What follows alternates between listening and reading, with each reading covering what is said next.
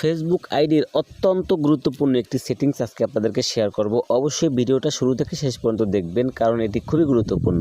আপনি আপনার ফেসবুক আইডির সেটিংসে চলে যাবেন, তারপরে উপরের দিকে অ্যাকাউন্ট সেন্টার এখানে টাচ করবেন, নিচের দিকে দেখেন পাসওয়ার্ড অ্যান্ড সিকিউরিটি এখানে টাচ করবেন। তারপরে দেখেন এখানে টু ফ্যাক্টর অথেন্টিকেশন, এটা আপনারা যারা টু ফ্যাক্টর অথেন্টিকেশন অন করে রেখেছে শুধুমাত্র এই সেটিংসটি তাদের জন্য। তারপরে প্রোফাইলে টাচ করবেন, নিচের দিকে দেখেন এডিশনাল মেথড এখানে আপনি টাচ করবেন।